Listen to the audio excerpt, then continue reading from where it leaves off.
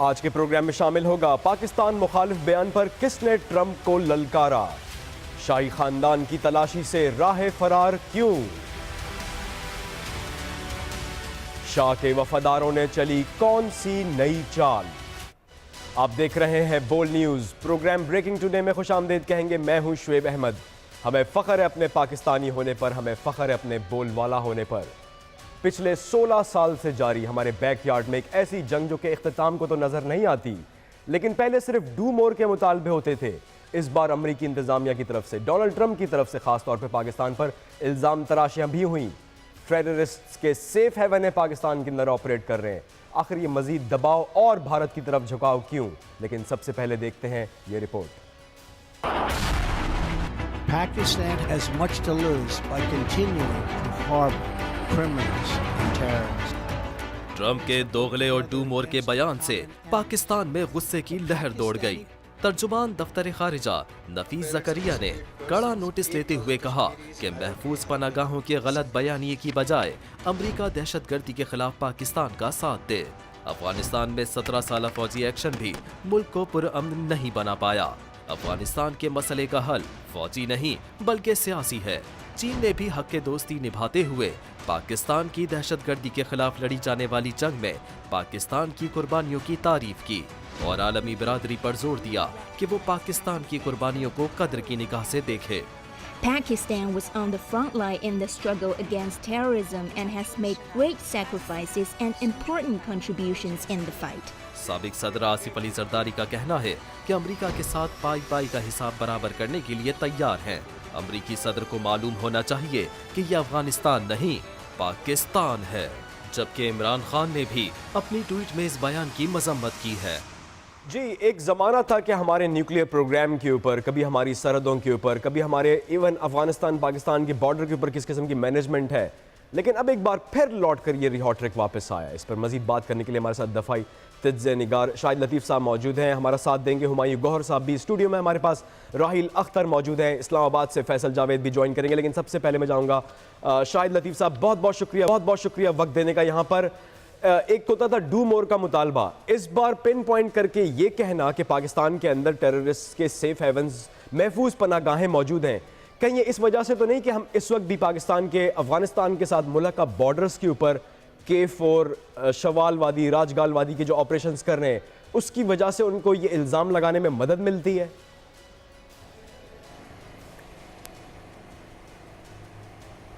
देखें, बात यह है कि हमने तो ऑपरेशन करने हैं, ये हमारा ज़ात है। पाकिस्तान दहशतगर्दी का शिकार है, और जब पाकिस्तान दहशतगर्दी का शिकार है तो फिर इसको, इस मुसीबत से जान छुड़ाना भी तो हमारा ना, ये हमारे अपने हक है।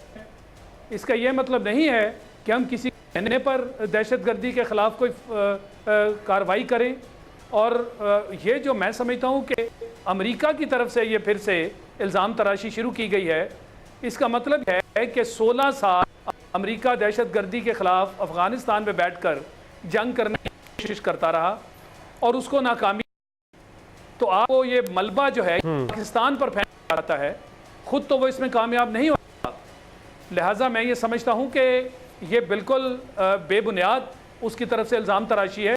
जिक्र कह चुके कि पाकिस्तान का सेलेक्ट कर लें, और जहां आप समझते हैं कोई नेटवर्क्स हैं, मैं इस पे भी आपसे थोड़ी सी वजाहत चाहूंगा यहाँ पे शाहिद लतीफ़ साहब। थोड़ा सा माजरत खाना अंदाज नहीं है ये कि जी आप pick and choose your point of interest and your time of interest, हम आपको उसका टूर कराएंगे। लेकिन हुमायूं गौहर साहब, मैं आपकी तरफ आऊँगा। हमारी सिफारतकारी 4 साल के अंदर पाकिस्तान अपनी कुर्बानियों के ताल्लुक से, शाहिद लतीफ़ साहब ने 2 टोक कहा कि दहशतगर्दी की जंग हमारी अपनी है। क्या फॉरेन मिनिस्टर ना होने की वजह से आज ये तमाम मामलात ट्रंप की तरफ से, जो एक पहले ये कहना कि जी वक्त का, पैसे का ज़िया है, और सारे इल्ज़ाम हमारी ये स्केप गोट वाली पॉलिसी है?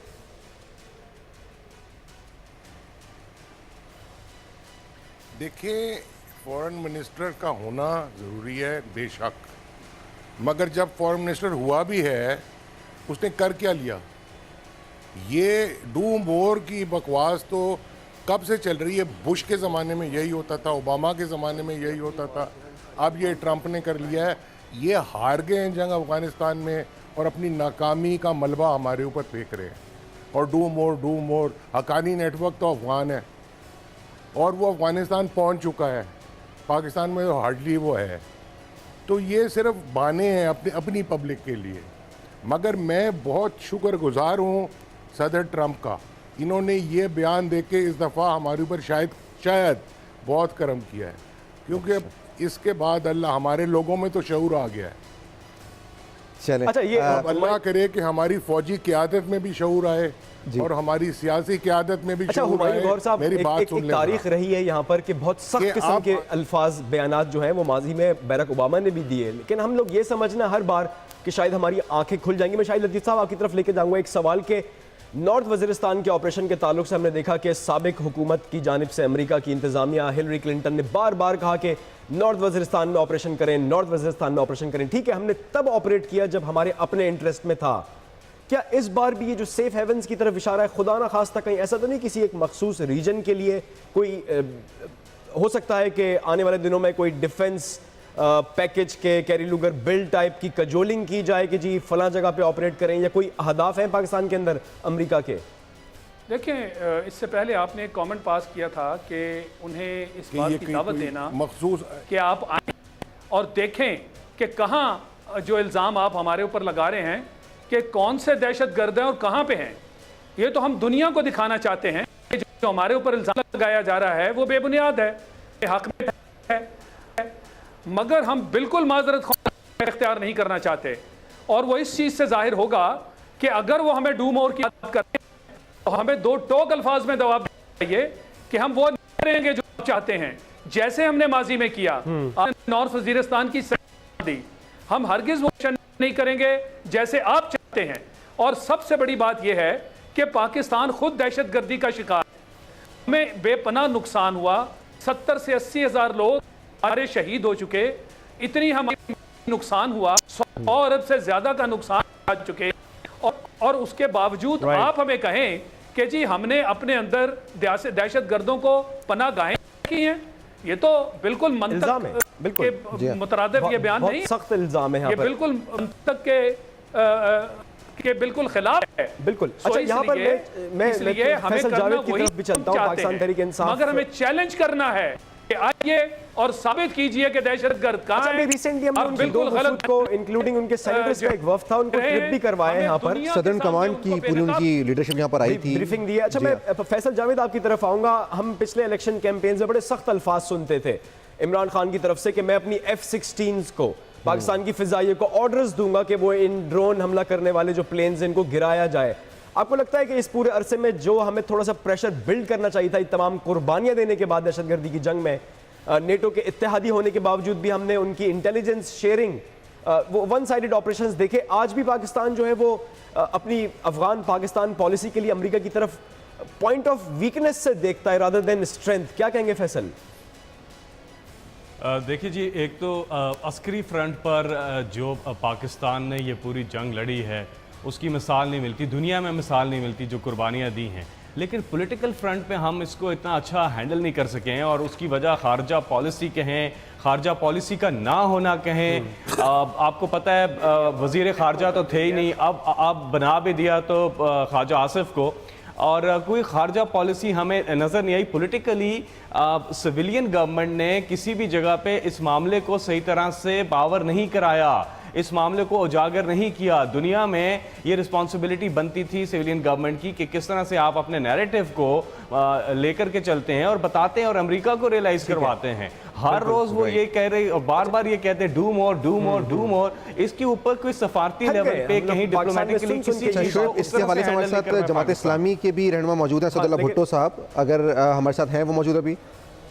मैं चाहूंगा कि यहाँ पर हमें ज्वाइन किया है जी, पीपल्स पार्टी से उनका ताल्लुक है, लेकिन अगली खबर की तरफ यहाँ पे चलना बहुत ज़रूरी है। मैं शाहिद लतीफ़ साहब आपसे भी चाहूँगा कि मजीद कुछ कमेंट्स हासिल करें इसी खबर के ताल्लुक से। लेकिन कोई तीसरी बार समन भेजा है नैब ने, और उन्होंने कहा है कि अब हम मजीद समन नहीं भेजेंगे।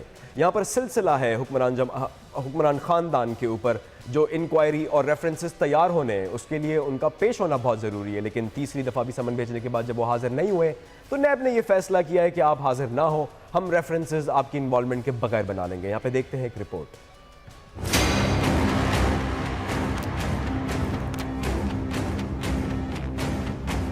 अब समन जारी नहीं होगा।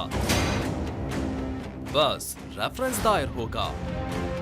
शरीफ फैमिली की मुसलसल गैर हाजिरी पर नैब का दो टोक जवाब। नवाज शरीफ और उनके खानदान को नैब ने कई बार बुलावे भेजे, मगर शाही खानदान ने नैब तलबी के दोनों परवाने हवा में उड़ा दिए। कहते हैं जो करना है कर लो, हम तलाशी नहीं देंगे।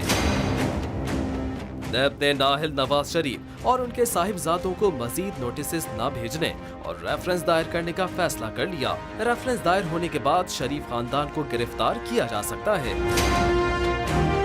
शायद यही वजह है कि शरीफ खानदान नैब में हाजिरी के लिए टाल मटोल कर रहा है।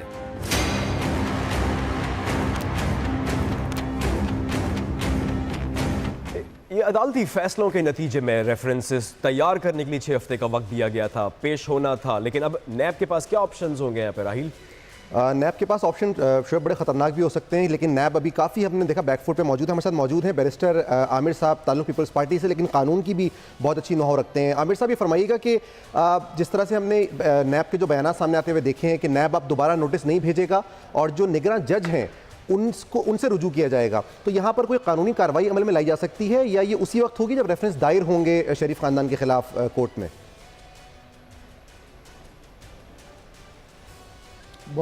बहुत शुक्रिया जी। देखिए, नैब ने ये जो इन्हें नोटिस किए थे, ये यही मकसद था कि एक तरह की उनसे पूछ कुछ कर ली जाए और उन्हें बताया जाए कि आपके ख़िलाफ़ ये रेफरेंसेस आ रहे हैं, उस पर अगर इनका कोई जवाब होता तो इनिशियली ये दे सकते थे नैब को।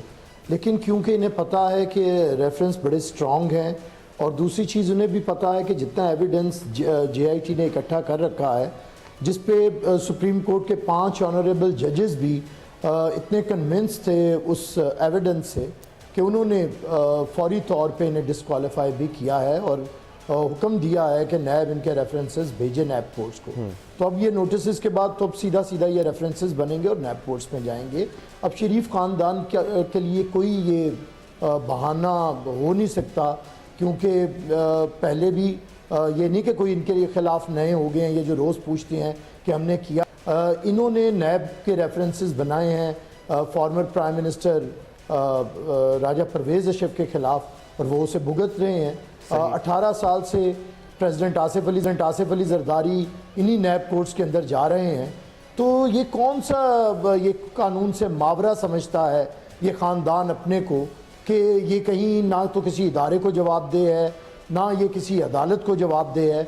और जो तरीक़ाकार आजकल इन्होंने तज़हीक का, इदारों का और सुप्रीम कोर्ट के बारे में कर रखा है, पाकिस्तान पीपल्स पार्टी समझती है कि सुप्रीम कोर्ट को इस पर नोटिस लेना चाहिए। जैसे ये बहुत सुप्रीम कोर्ट ने जुडिशल एक्टिविज्म का मुजाहरा किया इफ्तिखार चौधरी के दौर में। आज देखिए सुप्रीम कोर्ट ने तो बहुत बड़ा हौला रखा हुआ है। जिस तरह से इन्होंने फॉर्जरी एक्टिविज्म भी जो है उनकी तरफ से कुछ लिया जाए। यहाँ पर बैरिस्टर आमिर साहब हमारे साथ ही रहिएगा। यहाँ पर मैं चाहूँगा कि यहाँ पर फैसल जावेद साहब जानना चाहूँगा, कल कौमी सलामती की एक मीटिंग भी है, लास्ट स्टोरी के ताल्लुक से आपके भी कमेंट्स चाहूँगा यहाँ पर, और नैब की जो इस वक्त मुख्तलिफ ऑप्शंस हैं सियासी मैदान के अंदर, पाकिस्तान तहरीक इंसाफ कोई नया प्रेशर, कोई नए ऐलानात या फिर दोबारा से मजबूर करने के लिए नैब में पेशी के लिए सड़कों का ऑप्शन भी खुला रखती है?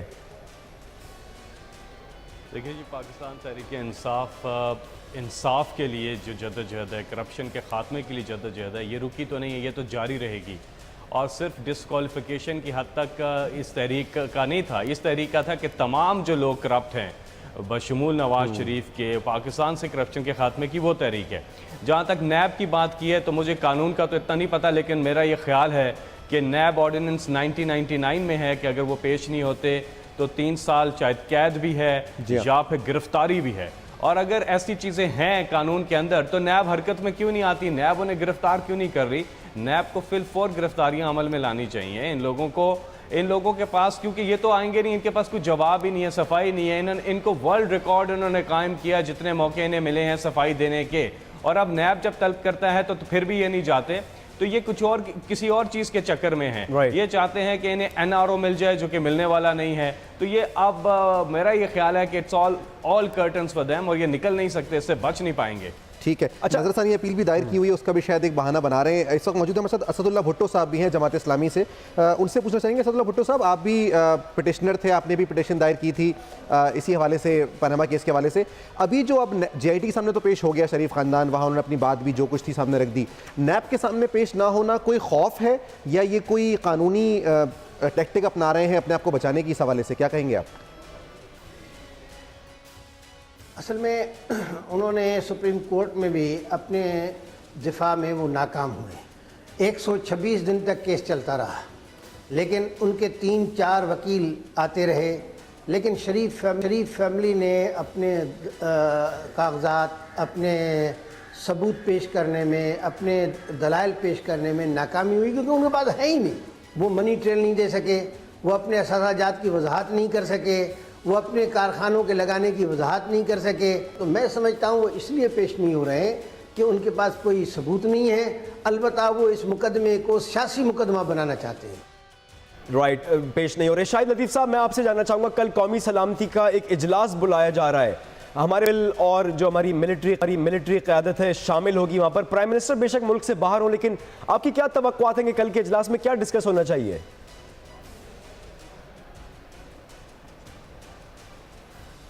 देखें, कौमी सलामती के मामला जो हैं वो तो हमें रेगुलर बेसिस पे उनको डिस्कस करना है। मसलन जो हमारे बॉर्डर्स पे सिचुएशन है, हमें उसको देखना है। कम से कम 3 अतराफ पे, एक हिंदुस्तान तो हमारा पुराना दुश्मन है, उसके साथ फिर ईरान के जो ताल्लुकात हमारे साथ बिगड़ चुके, अफगानिस्तान के साथ हमारे ताल्लुकात बिगड़ चुके। तो 4 तरफों में से 3 अतराफ ऐसी हैं जहां हमारी अपनी हमसायों से दुश्मनियां पैदा हो चुकी हैं। फिर मुल्क के अंदर अभी आपने रिसेंटली देखा, फिर से जो दहशतगर्दी के वाक़यात देखने में आए, उनका भी जायजा है। तो मैं ये समझता हूँ फिर ये जो नया मामला अमेरिका की तरफ से अब आया है, ये भी ज़ेरे बहस आना चाहिए कि ये अमेरिका की तरफ से इस तरह के जो बयानात हैं, क्या हमने कोई पॉलिसी अपनी शायद ब्रीफ कमेंट चाहूंगा आपसे यहाँ पे, मुख्तसरन जानना चाहूंगा DG ISPR की तरफ से। शाहिद लतीफ़ साहब, जब ये कहा गया कि पाकिस्तान अपने सिक्योरिटी लेंस से तमाम मामलात को देखेगा, किस किस्म की पॉलिटिक्स या ये कौन सी स्ट्रेटेजिक डिफरेंसेस आप चाह रहे हैं, एक्सपेक्ट कर रहे हैं कि वो एक्सपेक्ट किए जा सकते हैं?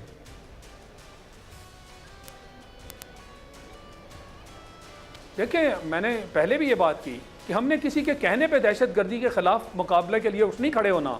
हमने दहशतगर्दी का मुकाबला खुद करना है, उस दहशतगर्दी का जो हमें दरपेश है। इस मुल्क ने बहुत नुकसान उठाया है और हमें मालूम है कि दहशतगर्दी करवाने वाले कौन हैं। वो हमारे दुश्मन ममालिक हैं और ख़ासकर भारत ने रॉ के ज़रिए जो काम करवाया, 7 साल से हम उसको देख रहे हैं। तो हमारा मुकाबला उस चीज़ से है।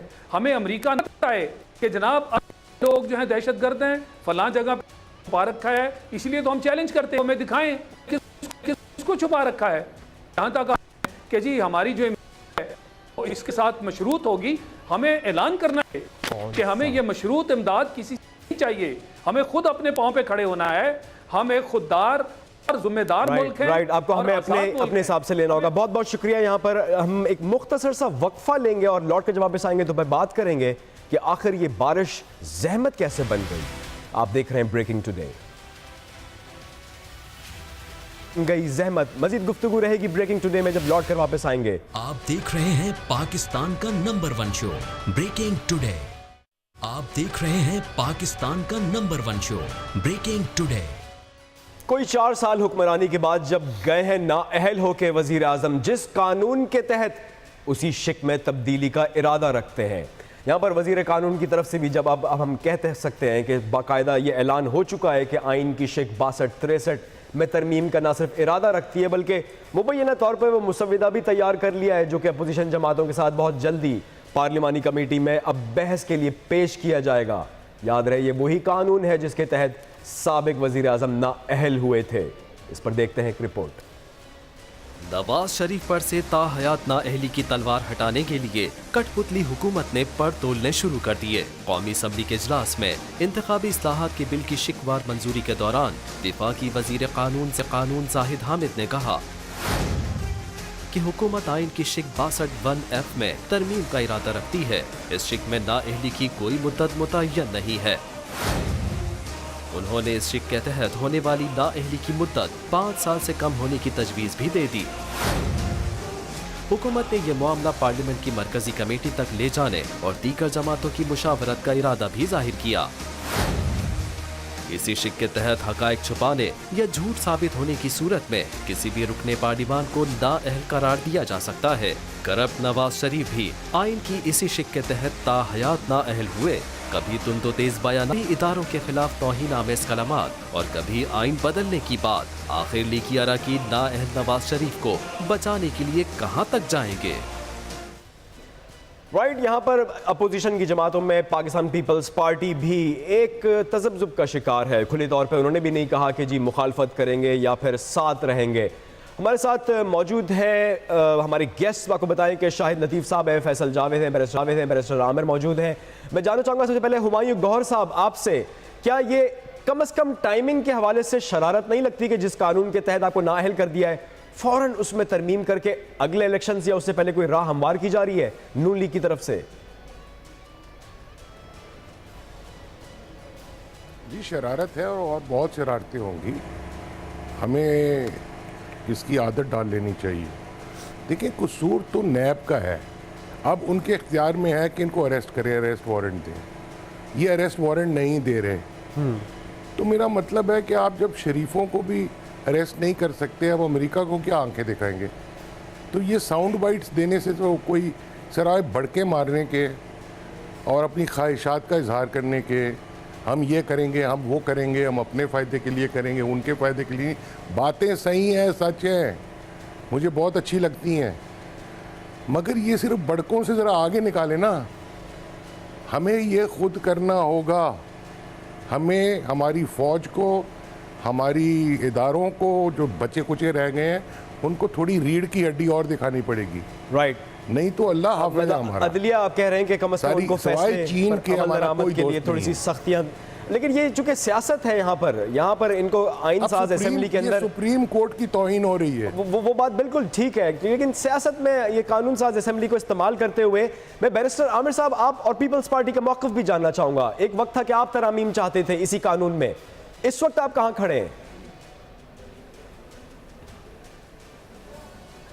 देखिए, पाकिस्तान पीपल्स पार्टी ने जब तरामीम हो रही थी 18th अमेंडमेंट के अंदर और जब आइन को हम दोबारा से नए सिरे से एक तरह से ठीक कर रहे थे तो उस वक्त बातें की थी, लेकिन किसी फ़र्द वाहिद के लिए ना तो आइन साजी की जाती है ना कानून साजी की जाती है। मुस्लिम लीग नून की मुसीबत ये है कि इनकी जमात का नाम भी नून है, एक शख्स के नाम के ऊपर, और इन्होंने जनरल ज़िया से तरबियत हासिल की है, ये उसी के वारिस हैं। तो जनरल ज़िया ने भी अपना नाम आइन के अंदर शामिल करवाया था 8वीं तरमीम के अंदर अपने आप को तहफ़्फ़ुज़ देने के लिए। तो आज ये मियाँ साहब की जमात अगर ये चाहती है कि वो ऐसे कानून को तब्दील करे या आइन को तब्दील करे और उससे फ़र्द वाहिद को फ़ायदा मिले, तो पाकिस्तान पीपल्स पार्टी इस पर कोई तज़ब्ज़ुब का शिकार नहीं है। हम बहुत क्लियर हैं कि किसी फ़र्द वाहिद के लिए आइन के अंदर तरमीम नहीं की जा सकती और ना पाकिस्तान पीपल्स पार्टी करने देगी, ना इसकी इजाज़त देगी। जमहूरियत है, जमहूरियत इस वक्त जो अक्सरियत मौजूद है पार्लियामान के अंदर वो PMLN की है। कैसे मुमकिन होगा, तमाम अपोजिशन जमातें के साथ मिल भी जाती हैं, उसके बावजूद मुमकिन कैसे होगा इस तरमीम को रोकना, क्योंकि जो अक्सरियत है वो तो उनके पास मौजूद है इस वक्त PMLN के पास। जी, इसी पार्लियामेंट से आवाज़ उठी थी कि जी पैनामा लोग भूल जाएंगे, और फिर कैसे मुमकिन हुआ? अक्सरियत तो इनकी पार्लियामान में थी, लेकिन फिर आप देख लें कि पब्लिक का जो प्रेशर था, लोग जब सड़कों पर निकले तो फिर एहतसाब हुआ। और इसी तरह से अगर इन्होंने कोई ऐसी हरकत करने की कोशिश की तो तहरीक इंसाफ पब्लिक को बाहर निकालेगी किसी सूरत। 62, 63 ये जो आइन में तरमीम, आपको पता याद होगा, ये किसी भी हद तक जा सकते हैं, क्योंकि ये अमीरुल मोमिनीन बनने की अटैम्प्ट भी कर चुके हैं। अमीरुल मोमिनीन बनने की ये पहले अटैम्प्ट कर चुके हैं, किसी भी हद तक ये जा सकते हैं। पूरी दुनिया में किसी भी लीडर का, किसी भी हुक्मरान का सादिक और अमीन होना बहुत ज़रूरी है। झूठ बोलने पर, सिर्फ झूठ बोलने पे आपको पता है दुनिया के कितने वज़राए आज़म जो हैं, हुक्मरान जो हैं, उन्हें फारिग किया गया। बिल्कुल, अब सज़ा है। इन्होंने अदालत में झूठ बोले हैं, इन्होंने पर्जरी की है, इन्होंने फॉर्जरी की है, जाली दस्तावेज़ात जमा कराए हैं। 62, 63 का होना बहुत ज़रूरी है। और अगर इन्होंने कोई ऐसी हरकत करने की कोशिश की, चाहे सारी पार्टियां आपस में मिल मिल भी जाएं, तहरीक इंसाफ अवाम का इंशाल्लाह एक समंदर बाहर निकालेगी और पब्लिक निकलेगी इस चीज़ के ऊपर कि उनका हुक्मरान का सादिक अमीन सच्चा होना बहुत ज़रूरी है। और अच्छा, मैं इस पे मजीद इजाज़त नहीं देगी। राइट, इस मुसव्वदे के ऊपर मैं चाहूँगा कि थोड़ा सा हम ज़रूर डिटेल में बात कराने वाले वक्तों में, अभी फ़िलहाल इसको टेबल करने की बात की जा रही है। शाहिद लतीफ़ साहब, यहाँ पर MQM ने कल कोशिश की कि वो अपने माजी की तमाम तर तलखियाँ और तारीकियों से निकल कर एक नए चेहरा APC की सूरत में तमाम सियासी जमातों को यकजा कर सकें, लेकिन ऐसा नहीं सका। मैं इस पर आपकी राय ज़रूर लूँगा, लेकिन यहाँ पर लग ये रहा है कि अब बहुत के बाद भी यहाँ पर जो कोशिशें की गई कि एक नई राह इख्तियार की जाए, कल फारूक सत्तार का भी कहना था कि बाकायदा दूसरी तमाम जमातों को चाहिए था कि जितनी राह मुश्किल थी हमारी पिछले एक पूरे साल में, हमारे हौसले बुलंद किए जाते, लेकिन कोई शामिल ना हुआ। कल की जो ऑल पार्टीज कॉन्फ्रेंस थी उसके अहवाल के ऊपर पहले देखते हैं एक रिपोर्ट।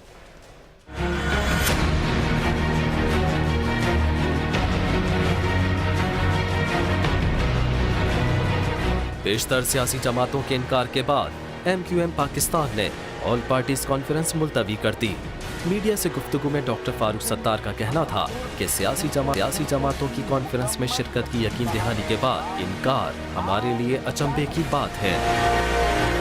हमने मुख्तलिफ चैनल्स पर ये टिकर चलते हुए देखे कि एक एक करके कई सियासी जमातों ने अचानक हमारी कसीरुल जमाती कॉन्फ्रेंस के बाइकॉट का ऐलान किया और हमें इसका कतई इल्म नहीं था। हमें मीडिया के जरिए इस बात का इल्म हुआ।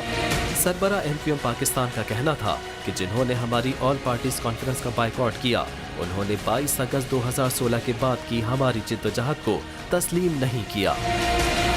21 अगस्त को हम PSP और MQM हकीकी स्तर पर गए और हमने उनसे जी, कल तो ये पोस्टपोन हो गई है, किस मुद्दत तक के लिए वो नहीं पता, लेकिन फारूक सत्तार साहब ने यहाँ पर अपना सियासी कद और कम से कम कराची के मैदान में हकीकी और PSP की मौजूदगी में उन्होंने कि हमने दावत दी, थोड़ा कद ज़रूर निकाला है। शाहिद लतीफ़ साहब, लग ये रहा है कि जो माजी की रविश है, कल मुताद्दिद सियासी जमातों के तज्ज़िये अगर हम सुने तो उन्होंने यही कहा कि MQM का एक पूरा माजी रहा है। शहर कराची में उनकी कुछ एक्टिविटीज़ है, मैं नहीं उसकी डिटेल में जाना चाहता, लेकिन वो सिक्योरिटी इंटरेस्ट से क्लैश करते रहे, वो तासुर आज भी मौजूद है। क्या हम आगे बढ़ने के लिए तैयार नहीं है? क्या MQM की एक तरह से कॉल के ऊपर एतबार नहीं है इन तमाम सियासी जमातों को कि ये जमात जो है कराची में या पाकिस्तान की दीगर उमूर के ऊपर लीड कर सकती है? शाहिद लतीफ़ साहब। राइट, शाहिद लतीफ़ साहब से मेरा राब्ता जो है हमारा कोशिश करेंगे कि बहाल हो। जानना चाहेंगे यहाँ पर बैरिस्टर साहब, MQM की सियासत के ताल्लुक से जो चर्चे रहे हैं, क्या उसके पेशे नज़र आपको लगता है कि आने वाले वक्तों में बाकायदा हमें राह हमवार होगी यहाँ पर? देखिए, असल में अल्ताफ़ हुसैन के बाद अभी तक उस आसेब के साए से MQM अपने आप को निकाल नहीं चल सकी। कहते हैं, करने की कोशिश भी करते हैं कि शायद ये अल्ताफ़ हुसैन का इससे कोई ताल्लुक़ नहीं है, लेकिन तासुर लोगों के अंदर यही है कि ये सिर्फ उन्हें उनका नाम नहीं ले रहे, अदरवाइज़ सारी हिदायत और सब कुछ अल्ताफ़ हुसैन का ही है और उन्हीं के ज़रिए ये पार्टी चल रही है। देखिए, अल्ताफ़ हुसैन का जो पाकिस्तान की सियासत में और बिलखसूस कराची की और सिंध की सियासत के अंदर जो किरदार रहा है वो घिनौना रहा है, बड़ा पुरतशद्दुद रहा है। आप कह रहे हैं कि अभी भी कुछ खदशात मौजूद हैं जिसकी वजह आगे बढ़ा नहीं जा रहा है, उस तल्ख माजी की वजह से। लौट कर वापस आएंगे तो बहुत अहम तारीख है पाकिस्तान की तारीख के औराक से, कश्मीर की जिद्दोजहद से कुछ अहम मौज़ूआत हैं, कुछ एक अहम तारीख है जिसका जिक्र करना बहुत ज़रूरी है। ये तमाम जिद्दोजहद जो कि सियासी भी है, जो कि अमली भी है, वो आखिर आज ही के दिन बीज बोया गया था 1947 को। इसके ताल्लुक से इंकशाफात रहेंगे प्रोग्राम में शामिल, देखते रहिए ब्रेकिंग टुडे। आप देख रहे हैं पाकिस्तान का नंबर 1 शो ब्रेकिंग टुडे। आप देख रहे हैं पाकिस्तान का number 1 show Breaking Today. Right, शुरू में जो एक इंप्रेशन दिया गया था वो ये कि शायद कराची की जो एक ख़ास तौर पर एक सियासी खला पाई गई पिछले साल 22 और 23 अगस्त के वाक़यात के बाद, तो शायद महाजिर वोटर्स को यकजा करने की PSP, हकीकी और MQM की कोशिश है। लेकिन कल पार्टीज कॉन्फ्रेंस को जब एक प्रेस कॉन्फ्रेंस में तब्दील कर दिया गया तो एहसास हुआ कि बहुत नज़ाकत के साथ इंतज़ार कर रहे थे, पीपल्स पार्टी भी आएगी, पाकिस्तान तहरीक इंसाफ भी आएगी और हमें बकौल फारूक सत्तार साहब के कोई शाबाशी देगी कि आपने बहुत मुश्किल काम किया था 22 अगस्त पिछले साल को। लेकिन ये तमाम मामला होते दिखाई नहीं दे रहे। शाहिद लतीफ़ साहब, कोई तशवीश पाई जाती है जो MQM को और उनकी सियासत को अभी हम देखें तो उनके पास 180 पाकिस्तान मुस्लिम लीग नून में जब ऐड होते हैं कुछ 20-22 MQM के वजीर तो 200-250 जाके प्राइम मिनिस्टर को इलेक्ट करते हैं जो नया बनाया गया है। क्या इन तमाम आदाद में MQM की लीडरशिप और उनके माजी को लेकर कोई खदशात हैं जो आज भी सियासी तौर पर पाए जाते हैं?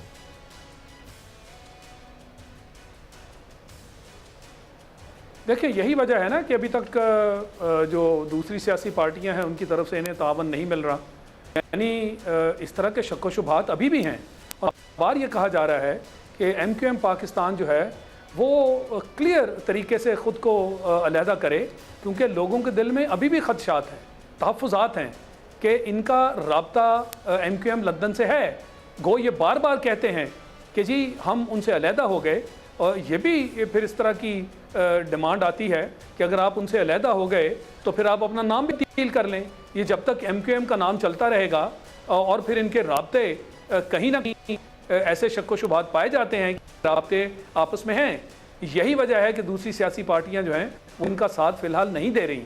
और अब फिर आपने ये भी देखा कि गाहे बगाहे कराची से मुख्तलिफ जगहों पर छापे जब पड़ते हैं तो बेशुमार असला बारूद जो है वो वहाँ पाया जाता है, और बाद में इस तरह की बातचीत होती है कि ये शायद वही असले और बारूद के ठिकाने हैं जो MQM ने बना रखे थे।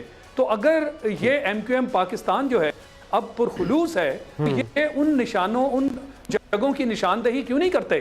कहने को तो ये कहते हैं कि अल्ताफ हुसैन गद्दार पाकिस्तान है, दुश्मन पाकिस्तान है और हम उसका साथ नहीं दे सकते, मगर प्रैक्टिकली आपने कुछ कारकर्दगी भी ऐसी करनी है जिसके लोगों को बिल्कुल ठीक शाहिद लतीफ़ साहब, वो जो बड़ी मोहतात अंदाज में कि अगर इन तमाम कामों के पीछे अल्ताफ हुसैन और MQM लंदन है तो मैं मुजम्मत करता हूँ, वो आपने लिंक पकड़ा यहाँ पर। जी हुमायूं गौहर साहब, आपसे जानना ही चाहूँगा कि जो ये जो अमल था तमाम सियासी जमातों का कि इनको एकदम पहले एग्री किया गया फिर बाद में अकेला छोड़ दिया गया, तो जो एक बार बार दावा बुलंद किया जाता है MQM की जाती हमें दीवार से लगाया जाता है और हमें आता है और हमें अकेला कर दिया जाता है, इस दावे को मजीद तक़वियत नहीं मिलती इस तरह के अमल से जो कल किया गया APC के दौरान? हुमायूं गौहर साहब,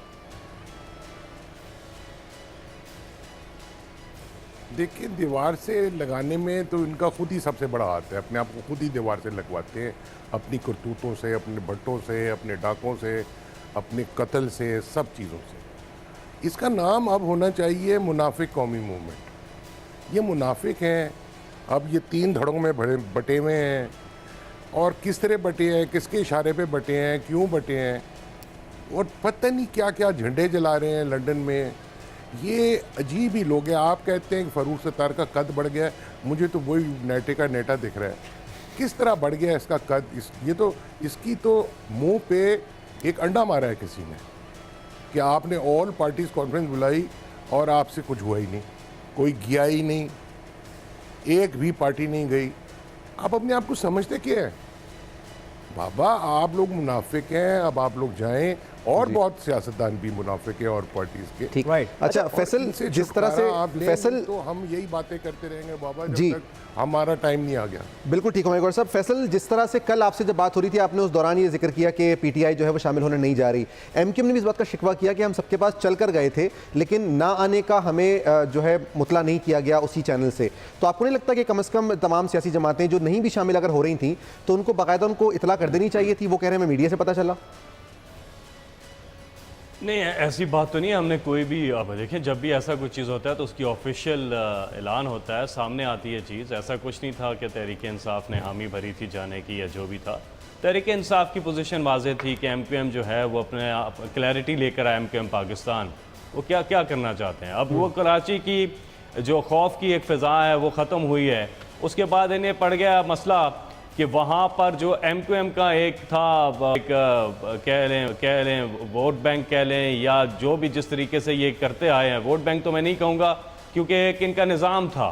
निज़ाम ये था कि आप सबको पता है कि किस तरह से ये इलेक्शन में वोट डलवाते थे और किस तरह से वो इन्हें टूटता दिखाई दे रहा है। उसके चक्कर में इन्होंने पूरा कराची का वो बनने के लिए कि जी हम बड़ी जमात हैं और हम ये और एक वो बुला ली, और इनके साथ कोई आया नहीं है। तो ये तो इनकी सियासी शिकस्त हुई है इस कॉन्फ्रेंस का निकाल। तो ये भी देखें कि आपने कॉन्फ्रेंस बुला ली है, जो आ गया है बैठ के अपना लायामल दे देना, उनसे बता दें क्यों कॉन्फ्रेंस बुलाई थी, क्या करना था कॉन्फ्रेंस में। तो वो क्लैरिटी नहीं, वो कॉन्फ्रेंस ही खत्म कर दी उन्होंने। सो जब तक क्लैरिटी नहीं आएगी तो तहरीक इंसाफ तो खैर पहले से क्लियर है कि उसमें नहीं जाना था और हम नहीं गए, लेकिन कराची के मसाइल पे कोई बात नहीं करता, कराची की आवाम को नजरअंदाज किया हुआ है। कराची के मसाइल नहीं, लेकिन आप कह रहे हैं कि सियासी तौर पे जो इनका कज्जोड़ दिखाई दे रहा है। पाकिस्तान पीपल्स पार्टी, बैरिस्टर आमिर साहब आपसे मैं एक सवाल करना चाहूंगा, यहाँ पर जब हकीकी पीएसपी और एमक्यूएम के दरमियान वोट बंटते दिखाई दे रहे थे कल की कॉन्फ्रेंस के ऐलान से पहले, तो पीपल्स पार्टी काफी मुतमईन थी कि उसका फायदा उनको जरूर होगा। कैसे देखते हैं आप सूरत हाल को? देखिए, पीपल्स पार्टी किसी की तकसीम से मुतमईन नहीं है। पाकिस्तान पीपल्स पार्टी अपने नज़रियात के ऊपर और इशूज़ के ऊपर पॉलिटिक्स करती है, और हमने कराची में जो रिसेंट इलेक्शन हुए PS 114 में, उसमें सेनेटर सईद गनी की कामयाबी ने साबित कर दिया कि पाकिस्तान पीपल्स पार्टी कराची की एक बड़ी जमात है और बनने जा रही है। और ये जो MQM का और लगा, आपने देखा भी कि ये तीनों धड़े इकट्ठे थे, किसी और का तो कैंडिडेट नहीं था, MQM सब इकट्ठी थी, वो पाकिस्तान हो, वो लंदन हो, वो PSP हो या वो हकीकी हो, उन सब का इत्तेहाद था, और पाकिस्तान पीपल्स पार्टी ने एक बड़ी लीड के साथ उन्हें शिकस्त दी। तो इस चीज़ ने साबित किया है कि कराची के अवाम अब कौमी धारे में शामिल होना चाहते हैं। वो मखसूस किस्म की लिसानी तकसीम के साथ और तशद्दुद सियासी रवैयों के साथ सियासत में नहीं रहना चाहते हैं, और उनके पास और तंग नजरी की सियासत नहीं चाहते हैं। कराची वाले कौमी धारा की सियासत चाहते हैं, और उसके लिए एक बड़ी पॉलिटिकल पार्टी की तरफ ज़रूर देखते हैं। नजरियाती बात की यहाँ पर लौट कर जब वापस आएंगे तो हम बात करेंगे नैब के रिमेनिंग काउंटडाउन और तारीख के औराक से। एक ऐसे दिन की तारीख के एक ज़मींदार ने जब फैसला किया कि कश्मीर की जिद्दोजहद के लिए बाकायदा अमली अब मैदान में उतरना पड़ेगा, तो एक तारीख रकम हुई। बेशक कश्मीर का इशू आज भी अनरिजॉल्व है, लेकिन तारीख के इन औराक से कुछ आपके सामने रखेंगे। ब्रेकिंग टुडे देखते रहिए। आप देख रहे हैं पाकिस्तान का नंबर 1 शो ब्रेकिंग टुडे। आप देख रहे हैं पाकिस्तान का नंबर 1 शो ब्रेकिंग टुडे। मैं आपको खुश आमदीद कहेंगे। 17 दिन बाकी रह गए, कुछ 6 हफ्ते थे अदालती फैसले के नतीजे में। जो बात होनी थी 16 दिन गालबन हमारी बात करते हुए भी एक दिन कम हो गया है मजीद। राहिल, दिन कम होते जा रहे हैं, रेफरेंसेस तैयारी के लिए खुद हाजिर नहीं हो रहे, हट धर्मी। शोएब, हम मुसलसल ये बात कर रहे हैं गेस्ट से भी अपने, तो वो हमेशा ये बात कहते हैं कि ये एक सोच है मखसूस किस्म की शरीफ ख़ानदान की, और वो ये समझते हैं कि वो हर चीज़ से बालातर हैं और वो किसी को जवाब दे नहीं है, किसी के सामने नहीं आना चाहते, किसी को जवाब देना नहीं चाहते।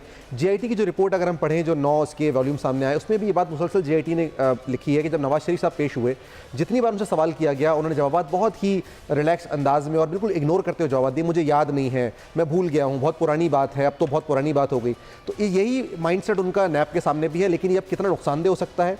नैब क्या वाकई कानून पर अमल करते हुए तमाम अपने जो उनकी जिम्मेदारी उनको पूरी करेगा, या जिस तरह पहले इनको फेवर देने की कोशिश की गई थी, जिसकी वजह से जस्टिस साहब ने ये रिमार्क्स दिए थे कि नैब जो है वो मुर्दा हो चुका है, दोबारा ऐसी कुछ काम होगा या वाकई कुछ अमली इकदाम नजर आएगा, ये तो आने वाले 16 दिनों पता चल जाएगा। राइट, ये पिछले अभी हमने कुछ दिनों 15 अगस्त की खुशियां मनाई। हमें याद रखना चाहिए कि हमारा एक भाई जिसके यही ख्वाब देखा था आज़ादी का, वो शर्मिंदा ताबीर ना हो सका।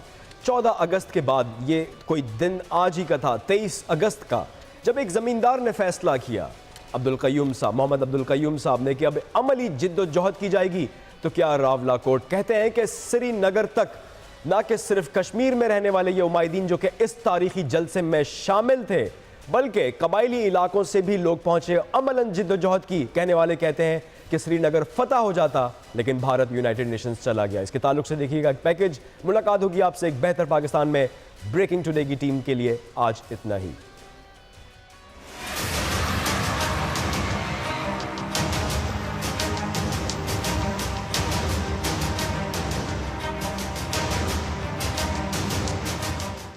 तेईस अगस्त जम्मू कश्मीर की तारीख का अहम बाब है।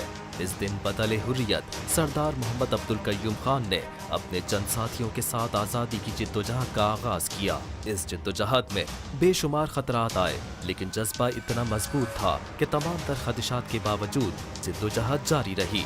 बाद अज़ां ये तहरीक वसी तर होती चली गई और कश्मीर के तमाम अजला रावलाकोट, बलंदरी, कोटली, मीरपुर, मुजफ्फराबाद और गिलगित बल्तिस्तान तक फैल गई। 70 साल पुरानी इस तहरीक के बाद भी कश्मीरियों का जज्बा कम ना हो सका, लेकिन इसके बावजूद आज भी महमूद अचकज़ई जैसे लोग मौजूद हैं जो पाकिस्तान को कश्मीर के हक से दस्तबरदार होने का मशवरा दे रहे हैं। लेकिन इस तरह के बयानात कश्मीरियों के हौसले पस्त नहीं करते, बल्कि उनका जज्बा मजीद बढ़ाते हैं। आप देख रहे हैं पाकिस्तान का नंबर 1 शो ब्रेकिंग टुडे।